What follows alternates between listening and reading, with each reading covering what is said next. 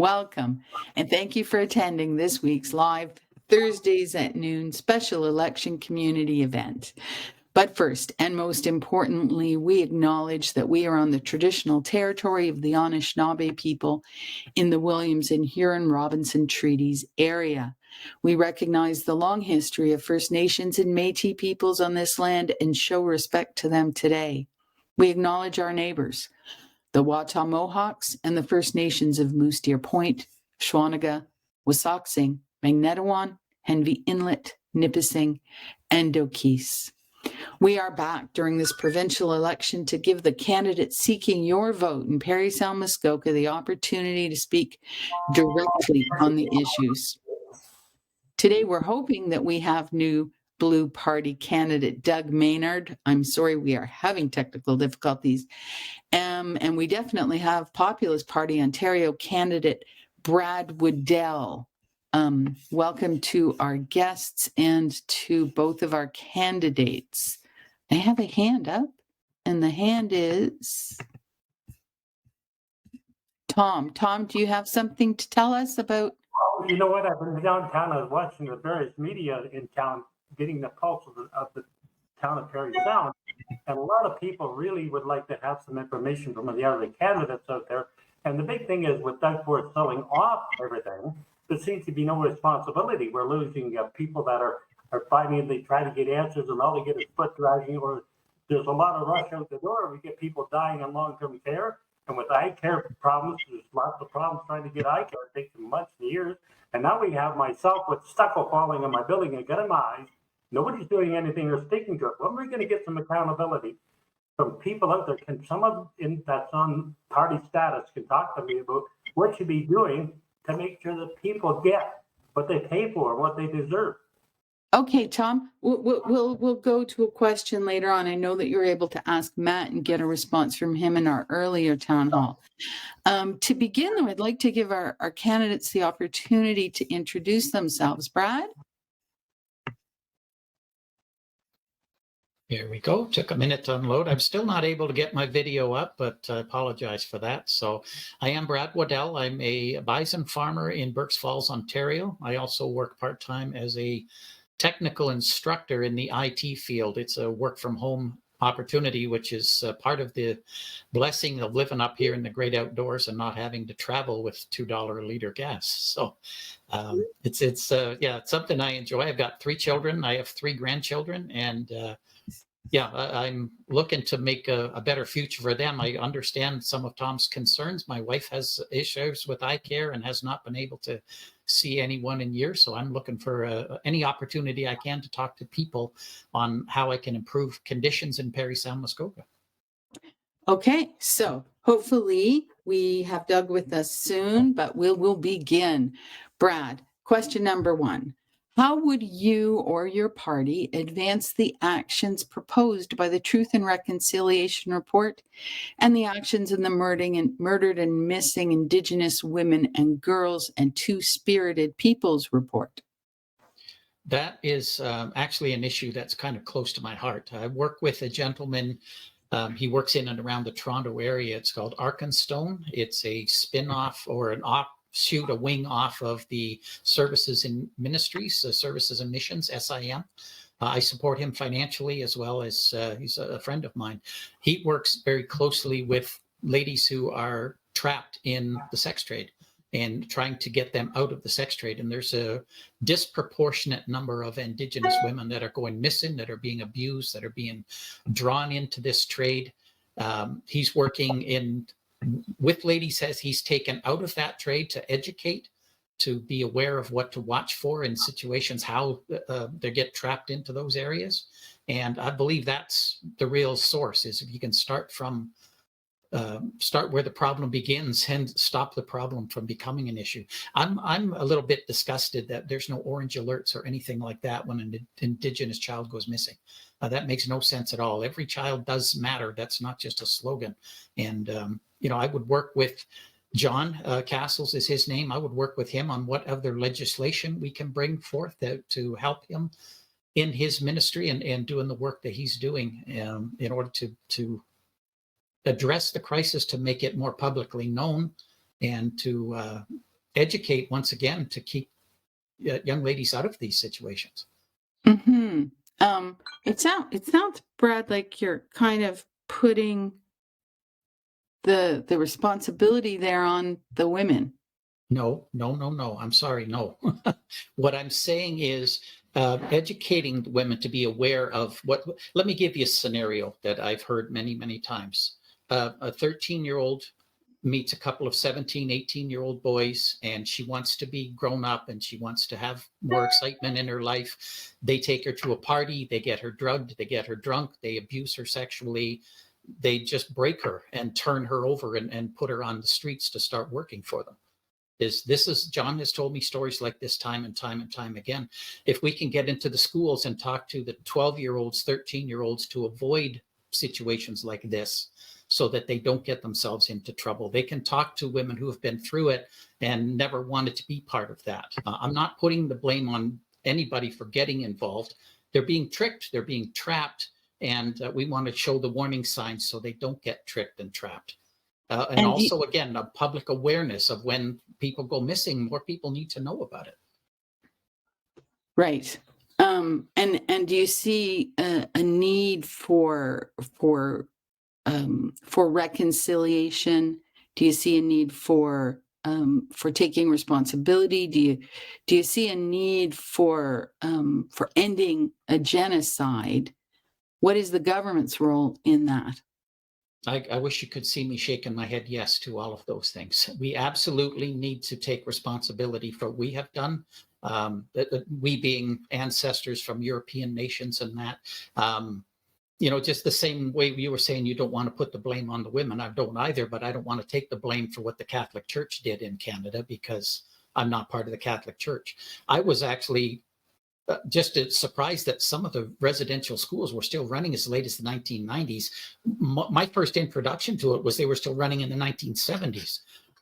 Pardon me. And I thought that was way too long. So the government needs to recognize their part in it. I know the RCMP was part of taking children from happy homes and putting them in these schools. They need to step up and take responsibility for what they've done there also. And what I'm really pleased to hear, Native leaders that recognize there's not a country on earth that wasn't born out of bloodshed, that horrible things have happened everywhere. We both on both sides need to accept what we've done and just commit to moving forward, to recognizing cultures, to celebrating cultures, not creating division among people. And you can still even take that back around to education. I understand from a meeting I was in last night that there was an education program for Indigenous cultures that the Conservative government took out of schools when they first got in 4 years ago. It was just starting to make traction and they stopped it. There's no reason why that can't be reintroduced and given a second chance. Okay, Brad, thank you. So moving to healthcare, how would you advocate for healthcare in Parry Sound Muskoka? Healthcare is a top concern for a lot of people. And so I've been talking to nurses and doctors. They're the people involved on the ground, if you will. And what they're telling me is they're getting increasingly frustrated with the administration in the hospitals. In fact, one nurse told me that all the administrators in her hospital got a $20,000 bonus at the beginning of the year, while nurses are getting burnt out and leaving. And so they're getting short-staffed. They're getting more of a workload, that they're understaffed and more stressed. Part of my reason, again, for wanting to get involved is I've seen over-bloated government, way too much administration, way too much red tape, way too many people getting positions on a hospital board because they're friends with a former politician or with an existing politician in a position they've no right to be in. I think we can limit the number of administrators in hospitals, use that savings to hire back the nurses we've lost through the COVID mandates, and train and hire new nurses and new PSWs too. Get to what Tom was talking about earlier, just having people get care in their home or better care in long-term care homes. That needs to be managed by the province. I don't know if I'm getting off track, Pamela, and if I am, bring me back. But I feel this is all under one umbrella. And I think red tape has a lot to do with it. And we're losing good, qualified people with a heart to care for others because they're tired of the bureaucracy involved in what they're trying to do. And I think we can eliminate that. And part of the reason for the Populist Party getting together is we're people who don't want to get involved in favoritism for anybody or any reason. And let's get back to just doing business. If I tried to run my small business the way the government's running, I'd be out of business. You can't just keep printing more money. I think it can be run so much more efficiently, and those savings can be passed along to the people. When you go into a hospital, it's the nurses you see all the time. Those are the people that deserve our respect and deserve better resources to work with. Okay, thank you, Brad. Now, folks, we have Doug on my phone. So given our technical problems, the problem with the platform, we're going to talk to Doug that way, hoping that you're able to hear him. Maybe Kim Good, I believe, is on the call. Kim, let me know in the chat if you cannot. Doug, welcome to our discussion. Thank you. Would you like to begin by introducing yourself? Yeah, sure. So my name is Doug Maynard. I'm running as the Parry Sound Muskoka candidate for the New Blue Party. The New Blue Party stands on traditional conservative values such as fiscal responsibility, personal rights, freedoms, accountability, and integrity. Now, I believe that as voters, we are facing an extremely important decision with this upcoming election. Will you choose to re-elect a premier who has consistently flip-flopped on important decisions over the last 4 years? A premier who has consistently shown his willingness to negotiate backdoor deals, hand out lucrative contracts and appointments to his buddies? By passing Bill 100 that enabled the government to grant themselves the authority to enact measures without following proper procedures and debate in legislature, Mr. Ford has proven that democracy means nothing to him. So if you are one of those people who are fed up with the PC government, the way they're currently running the business and the way they've shifted their policies so far to the left, and you only follow established mainstream media, you might think that you only have limited choice on who else you can vote for. I want to make sure people know that that's just not the case. New Blue stands as a very solid, true conservative alternative to the Progressive Conservative Party. And as such, we would rule, or we would bring to Parliament more accountability, more honesty, more integrity that we need to see in our government. Okay, Doug. And what about yourself? What can you tell us about who you are? Okay, so I'm a lifelong resident of the Muskoka area. I'm formerly a small business owner in Huntsville. I'm currently working now as a project coordinator with a company that runs residential group homes for developmentally disabled people. And I'm to the point where I've lost all confidence in our government, the way they've been running things. And I firmly believe that now is the time for people to stand up and demand for change. And that's why I came to New Blue and joined the party.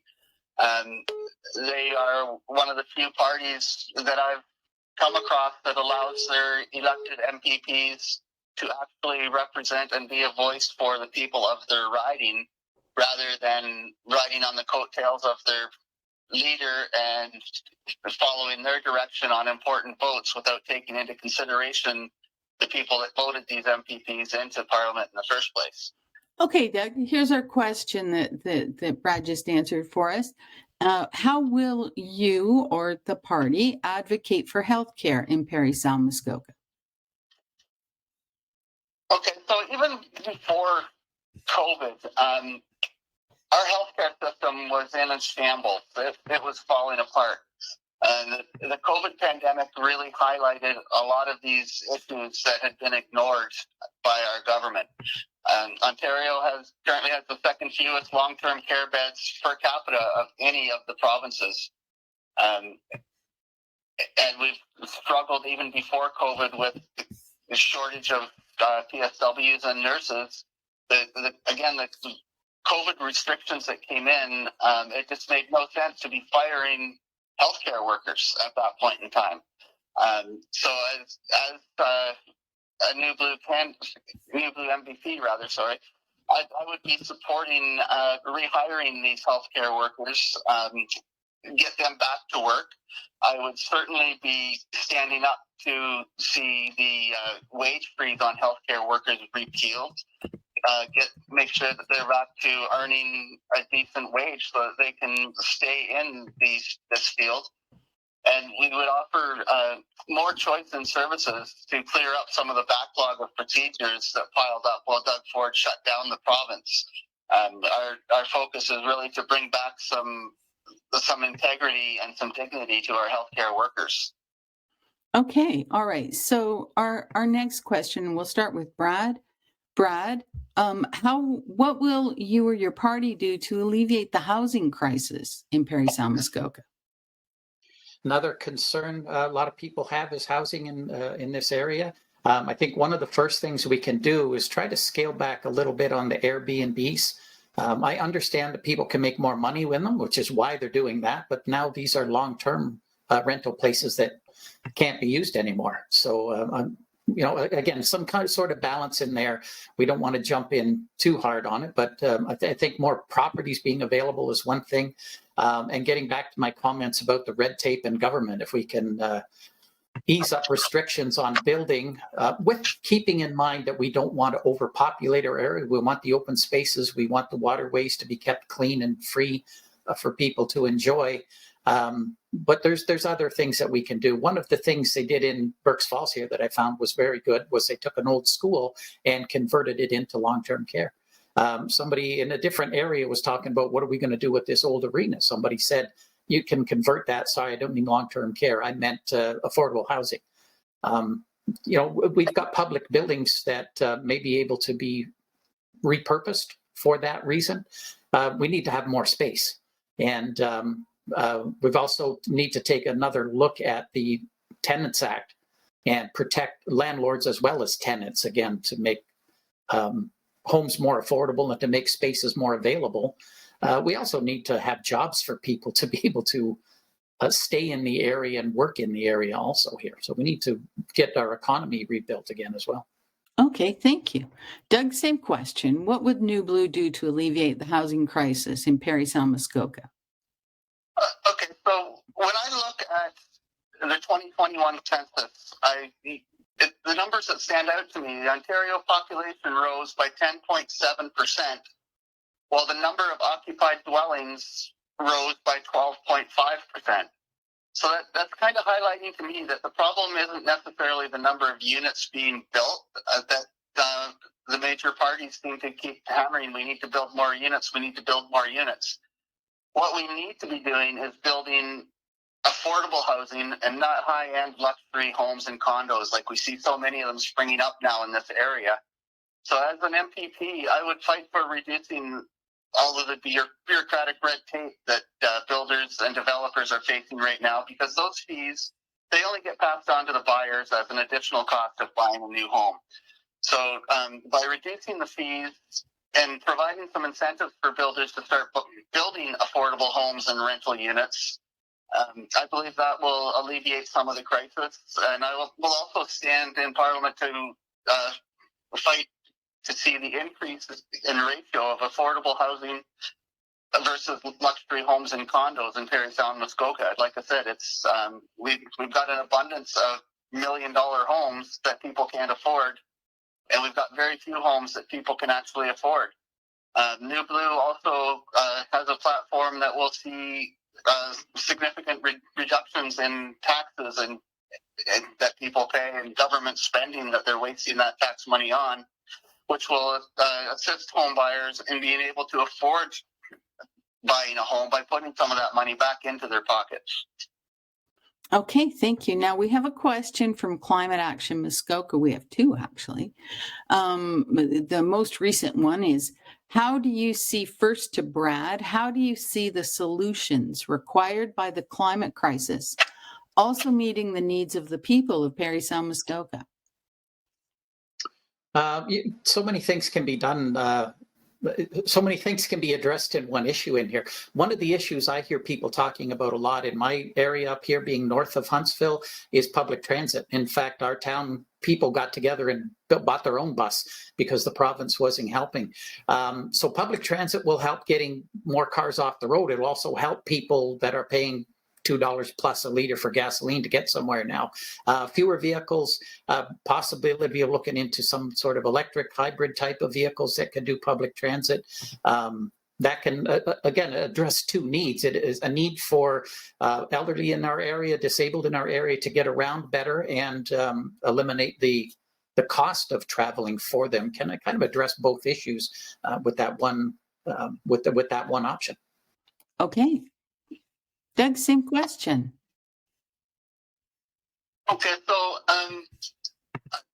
one of the things we would do is we would encourage continued improvements to the Ontario Building Code and the municipal codes to help make homes more energy efficient.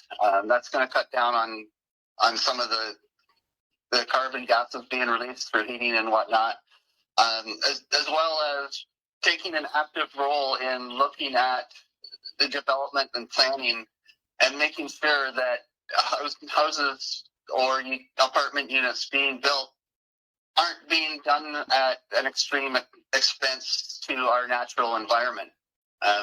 One of the things that most people pride about Parry Sound Muskoka is our natural environment, our forests, our woodlands, our lakes. So we need to make sure that we're building energy efficient homes and apartment units, but we also need to make sure that we're not destroying our land. Okay, second part of the question from... Sorry. I'm sorry, Pat, it might lead into your second part of the question. I had another comment on that, if I may. Okay.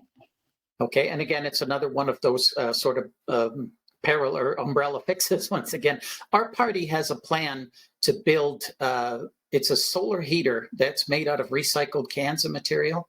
Does not need to be wired into a home at all. It can pump hot air into a smaller living space and hold it in the neighborhood of 80 degrees on a clear sunny day, and no matter how cold the winter is. So there's no emissions coming from that. There's no cost to the people. We're going to give this to people who need it in those situations now. And it's a way to heat their homes without any expense, without any extra wiring needing to be done, and without any harm to the environment once again either. So that's it is something else that we can do for the people of Parry Sound Muskoka. Okay, so second Climate Action Muskoka question. We'll go to you first, Doug. The highest contributor by far to greenhouse gas emissions in Parry Sound Muskoka is the transportation sector. How will you ensure that these emissions drop dramatically as demanded by the urgency of the climate crisis? Well, I think in addition to encouraging the use of electric vehicles where possible, if people can possibly afford those, I think we really need to look at expanding public transit in the area.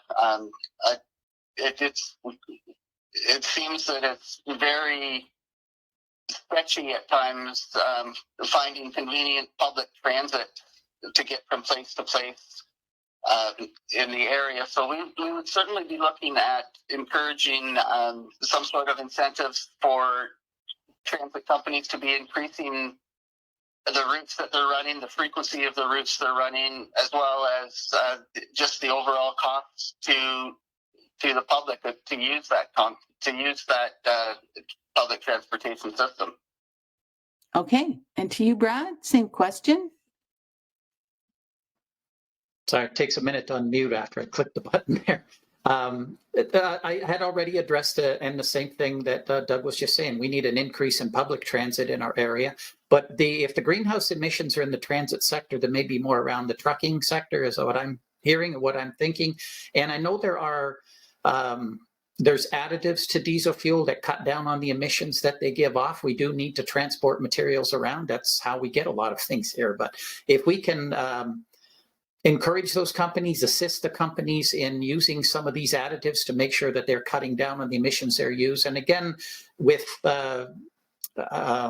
just more efficiency in the way they do things, the number of trips they take, the amount of trips needed to be taken, anything like that that can cut down on the release of gases is going to help the environment. And, I'm a big proponent of clean water because that's one of the key features of our area, but the water doesn't stay clean if the air and the soil around it is dirty. So anything we can do to work on the environment altogether is going to be a benefit to everybody. I mentioned getting into this because of my grandchildren and their futures coming along. I want them to be able to come up here and enjoy the beauty and the nature that we have in this area as well. Okay, so a reader, Jill, wrote in and asked us to ask you, from Jill, I'd like to hear what the rest of the candidates would offer as far as a rebate for people to buy electric bicycles, new or used. I know they are pricey, but a rebate may encourage people to buy and offset vehicle use. Doug, you want to take that? Sure. So when it comes to rebates, I'm 100% for them as long as there's a way for us to reasonably afford them. And when I say that, I mean from a government perspective. One of the things New Blue stands on is, of course, financial responsibilities and trying to cut our current deficit. So I would promote looking into how we could come up with the funds to offer such a rebate, because I do believe those rebates would certainly increase people's interest in purchasing and using those kind of alternative means of transportation. I just wouldn't want to see a huge deficit be even made bigger by taking on a challenge and committing to dollars that we don't necessarily have right now. I believe there should be ways that we could make that happen. It would just take some discussion with some of the major players in that market and figure out how to get it done. Okay, Brad, a rebate on people buying electric bicycles. Yeah, I there's lots of incentives for people buying electric cars, so I don't see why there couldn't be an incentive for people to buy an electric bicycle, especially as Jill is mentioning here that we want to do it to replace a vehicle. And all around, it's great. This is getting people outdoors. You do have to pedal a little bit, so you're getting some exercise, and you are helping the environment in the area. So again, don't see why we couldn't. Perhaps to lower the costs on them, we could find a way to manufacture them in our area. Less traveling costs and restrictions, and having them built here means some jobs here as well on top of that. So if this is something the people of Parry Sound Muskoka are looking for, I would certainly encourage a manufacturer to start building them here, hiring some people here. And again, if we can afford to give an incentive to a vehicle owner to buy an electric vehicle, then we can certainly afford an incentive for bicycle owners to have vehicles as well. Okay, so next question, again from a reader. My mother recently applied and received her dental card for seniors. This is great for those in the low-income category. The problem is she can't use it. We tried registering her dental card with the Parry Sound Health Unit and have been told that there are no dentists that can accept the card. She would have to drive 2 hours north to North Bay and does not have a car, nor can she drive at 84 years old. I don't know why a benefit like this exists if it can't be used. I guess there's an implied question there. Brad? Another example of bureaucratic red tape nonsense. Why would you put a plan together if people can't use it is a great question. Why do we have a plan? If we're going to have plans like this, it should have been thought out. It should have been worked through. And I'm willing to bet our current government has $1 million committee working on these plans that aren't helping people. We don't need to spend millions of dollars to use some common sense. That's what it really boils down to. I hear this stuff. This is, again, why I got involved, why the Populist Party was formed by people like me across the province who want to get involved. This kind of nonsense needs to stop. Responsible, logical, common sense thinking in government would stop situations like this from happening to people. The government is supposed to be working for you. Okay, Doug, same question. Yeah, I'm absolutely amazed that we have a government that would allow something like that to even happen. If you're going to offer people a benefit, you've got to make sure that benefit is going to be usable. I would be fighting against that in Queen's Park to no end. If I was MPP for this region and that type of situation happened, I would love for my constituents to call me and know that I would be taking that to Queen's Park, and I would be fighting for them to get the benefits that they deserve. I'm not sure if the person in question here with that actually did try to contact Norm Miller. Maybe if they did he take it to Queen's Park? Did he even show up at Queen's Park? We know he's got a fairly sketchy attendance record in Queen's Park as of late. So my biggest comment right there would be, if I was MPP and that happened, let me know so I can take care of it for you. Okay, so moving to questions from the folks who are with us today. Tom Dowswell, do you have a question for the candidates? I do. This is real quick. It sort of covers everybody, including my own situation. But I know I'm studying with Parry Sound Municipal Council. They want to protect the ratepayers. And if you go and put money in from the ratepayers to buy housing or support housing, that costs the ratepayers and the taxes go up. Doesn't matter if provincial, whatever else. We got people that have a building like mine are all around town, and some of them have been here to visit it, because the building's crumbling. I got water leaking between the barriers. Well, outside the walls, the parking lot, it's just all crumbling. So across the road at Belvedere Heights, they're selling it off. A lot of these buildings that they had have been upkept and protected and kept. We could have repurposed them. It seems, where does the taxpayer come from? Because everybody comes eventually down to the ratepayers, and if you charge the ratepayers somehow got to increase their taxes, they're going to vote you out or leave out of town. So how do we get some responsibility for health care, eye care, dental care, you name it? Okay, Brad, you want to take that first? Yeah, the short answer, Tom, is more common sense in government. That's what we're standing for here. Like I said earlier, if I tried to run my business the way the government runs, I wouldn't be able to last. They're getting tax money, but they're wasting so much of it. We need to cut down the nonsense in the bureaucracy here. Situations like your building is preventative maintenance. Okay, you don't wait till a building's falling apart to drop a leak. If you've got water dropping down, you know it's going to cause bigger problems. That needs to be fixed. That needs to be addressed. So much waste I've seen in working with government entities and other businesses I've had and been involved as an employee. So many times towards the end of the year, they have this phrase, if we don't spend it, we won't get it next year. So they're wasting our tax dollars to make sure that next year's budget gets plumped up so they've got everything they need. But we don't need to waste money. We need to use it wisely. What we need is again, people with some common sense. We need a change. We have too many career politicians in politics. We need people who are not career politicians to go in there and say, this is how you need to run things efficiently. This is how we don't need 17 people to run a hospital when 4 people could run it and 13 people can hit the turf, right? Let's use our tax dollars more wisely so that we can, if we're going to give a program for dental care, we can give it in every community. You don't have to take a bus 2 hours away because you don't drive to get a care that we told you we're going to give it. This is not just a campaign promise. This is why I got involved. The frustration in stories like yours is what moved me to do something that I have never done before. That's where the Populist Party is standing. Thank you, Brad. Doug, can you respond to Tom's question?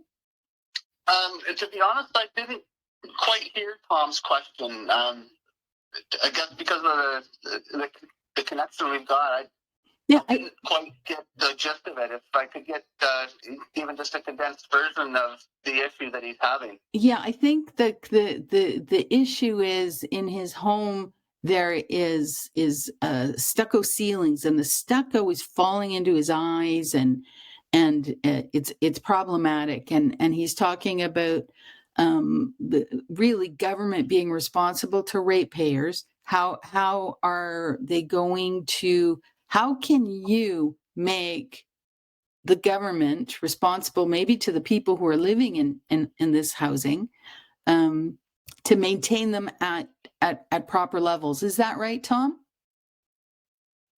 Yes. Does that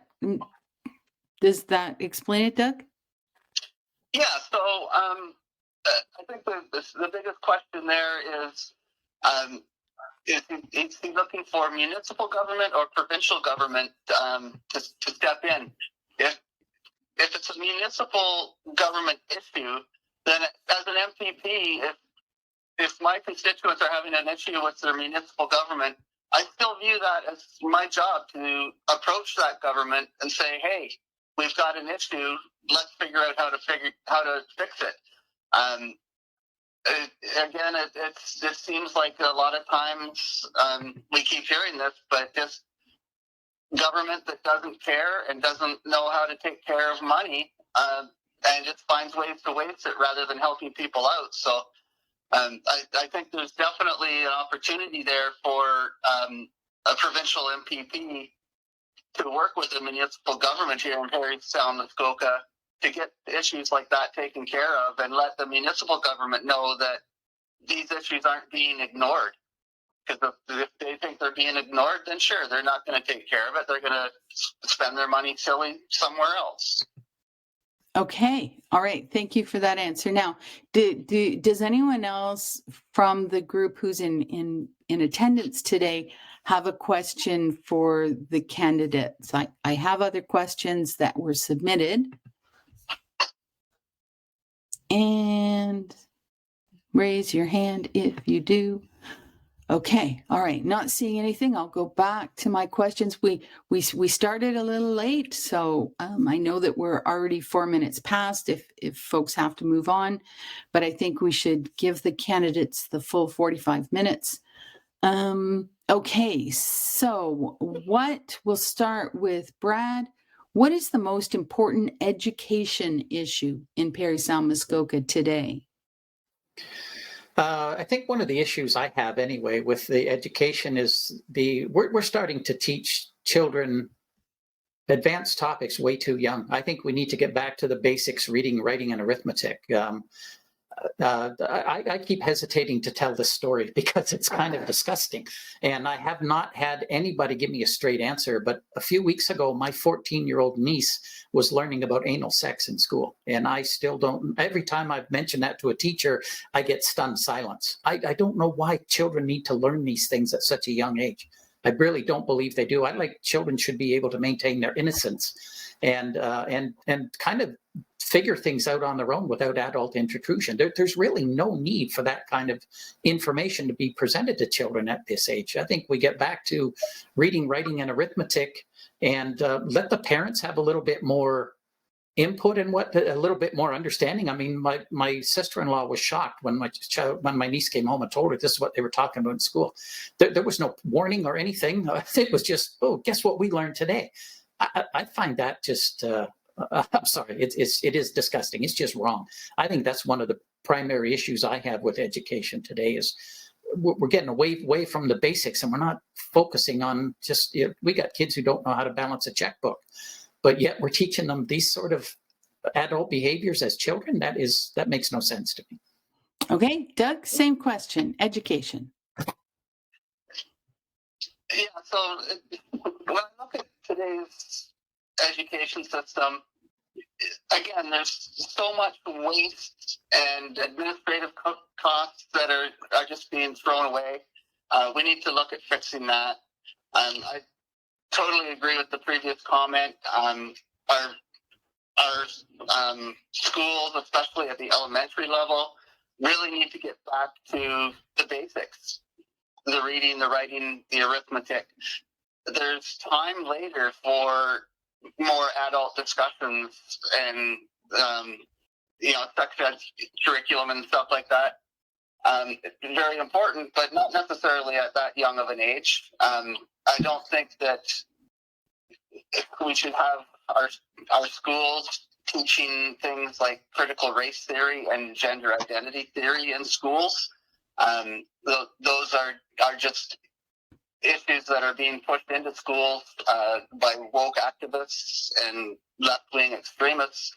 And really, why should we be troubling our kids with stuff like that? They've got enough issues to figure out, and learning the basics in a lot of cases looks like it's falling to the wayside, so that we can teach people anti-racist stuff and equality and all that kind of stuff that stuff's important, but we can't legislate that kind of stuff into our education system. We need to focus on giving our kids a good education that's going to help them in life. And the other stuff will fall into place as they grow older and start going through the high school and university levels curriculums. There's room for other stuff like that. At the elementary school, I think we really just need to get back to the basics. Okay, Doug, so Michael from Muskoka Lakes wrote us in a question specifically for the New Blue Party. In his estimation, the party has a strong Christian philosophy and exclusionary beliefs on gender and sexual orientation. His question is, how do you believe New Blue brings people together in our ever-changing and growing community? Well, first of all, I would question how he gets that impression of New Blue. I've never seen any inkling of that coming from the party or anywhere in their platform. It may have to do with the education piece that we just talked about, not teaching about gender in classrooms. Maybe that's what he's talking about? Oh, okay, possibly. New Blue is founded on the principle of equality for everybody, and everybody should have their own personal freedoms and rights, and we honor the dignity of the individual. So to say that there's any type of racist or biased tone to any of our party platform, I flat out disagree with. I do stand by my previous comments with education. I don't think critical race theory and gender identity theory should be getting taught to young kids. I mean, that just doesn't make sense to me. If we have kids that are growing up and realizing that they are more leaning towards a alternative lifestyle, we'll call it, if they feel that they're trapped in the body of a wrong sex for them, or if they're leaning towards a homosexual or gay orientation, New Blue doesn't have any issue with that. They are still human beings, and they still deserve to be treated with the honor and respect that anybody else would. And that goes with race as well. The New Blue Party has a very diverse set of candidates. We were the first party in Ontario to run a full slate of 124 candidates, and we have candidates of every race, every color. So I struggle to answer that question, because I just don't see it as being an accurate assessment of the New Blue. Mm-hmm. So New Blue is supportive of trans people and of all of the LGBTQ Two-Spirit plus community. Absolutely, 100%. Okay. Glad that you had the opportunity to say that, if people are thinking otherwise.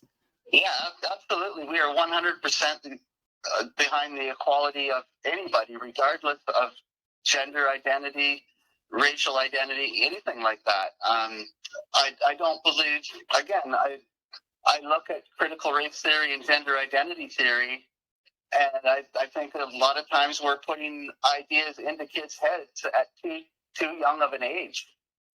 They need time to develop and learn themselves who they are, without being told that people are going to turn out different. We need to let kids be kids when they're in school, and teach them the basics. So thank you, Brad. Your party supportive of LGBTQ Two-Spirit plus individuals? One of the platforms our party came together on initially was the government overreach and the abuses to our Charter of Rights and Freedoms. We uphold and would stick to the Charter of Rights and Freedoms, which it means everybody has the rights to be free, to be safe, and to be our country, and to live as they want to live. That's a fundamental right that everybody should have in our society today. And kind of getting to Doug's point a little bit too, what I do have a problem with, coming back to the school system, is trying to impress upon kids that they may be gay, or impress upon them that they may be transgender, just because as part of their development they're showing something. When my son was 8 years old, he put on his sister's dress one day as a play-up thing. Today's schools would be trying to convince him he's transgender because he put on a dress as an 8-year-old boy. Mm-hmm. That's overreach. That's going too far. Okay. But, again, as a 16-year-old wants to put on a dress, then he's old enough now to start making a decision for his own and some things like that. And he should not be abused for doing that sort of thing. So it's the time and place that we want to take a look at. And again, the bottom line, at the end of the day, the Charter of Rights and Freedoms gives us certain rights. And some in the press are saying you can drive a truck through the Charter of Rights and Freedoms now with what the federal and provincial governments have done to it over these past 2 years, using COVID as an excuse for it. We're going to repeal and draw all of that back and just bring freedom back for everybody. Okay, there is so much for us still to talk about, but we're winding up our 45 minutes plus 15. So I'd like to give you both 2 minutes to wrap up and leave the voters both on this call and who'll be looking at it later with your platform and where you're at. Let's begin with Brad. Okay, well, our platform, as I think we've sort of discussed already, it's focused mainly around the Charter of Rights and Freedoms, but it's about scaling back government overreach. It's about being more responsible with the money the government has. It seems that more and more favors are giving to the wealthy, and fewer services are giving to those who really need them. And the people who really need them are carrying a lot of the tax burden. So the money needs to be spent far more wisely. If a government can operate more like a small business, where we can eliminate over bureaucracy and put more resources into the people actually getting the work done, we can improve services for everybody without having to burden them with more taxes. We can lower the cost of living. And we know over the next 2 years with the federal government, that cost is going to go up. The federal government is working towards making life harder for you. Food prices are going to rise, fuel prices are going to rise, shortages are going to occur. Knowing that it's coming means that we can prepare Ontario for it. We can make sure that Parry Sound Muskoka can withstand until we can make some changes at the federal level. So I would like to appeal to those of you who are like me, who are frustrated right now with the way politics is working in the country. You want to see something new. The Populist Party is something new, something concrete that will work for you. Our slogan is to put the servant back into public servant. Okay, thank you. Doug, would you like to wrap up? Yeah, like I said in my introduction, New Blue was formed to be a true, authentic, conservative alternative for voters. We believe that we can bring accountability, honesty, integrity back to government. We have a solid plan to reduce taxes, reduce hydro rates, put more money back into people's pockets. We totally believe that our healthcare platform will bring value and dignity back to our healthcare workers. And just again, to address the last question there, New Blue is 100% about bringing people together, not splitting them up, not being divisive the way Mr. Trudeau and the Liberal government, the way Doug Ford and the PCs are implementing policies that are dividing us. They're creating issues that don't need to exist, that are pitting one side against another. And the bottom line is that needs to stop. New Blue is 100% for equality and dignity of the individual. So if you're out there, like I said, this is an important election coming up, and really, really think seriously of the future you want for Ontario. Do you want the authoritarian divisive tactics of Doug Ford? Do you want the other parties who are running on platforms of continuing to run record high deficits and have proven in the past that they aren't capable of running this province the way they should be? You do have an option. You have the option to vote for an MPP that will be there for you as a voice in Queen's Park. And I believe I am the person that would do that for you. And I encourage everybody to get out and vote this year. And I also humbly ask that when you do go out to vote, you consider voting for me, Doug Maynard, New Blue Party. Okay, thank you, Doug. And thank you, Brad, for joining us today. Thank you to everyone who participated. Our next Thursdays at noon is a Tuesday, which is unusual, but it's Tuesday. I won't be here, but Sarah Bissonnette will be here to talk with candidate Graydon Smith from the Conservative Party.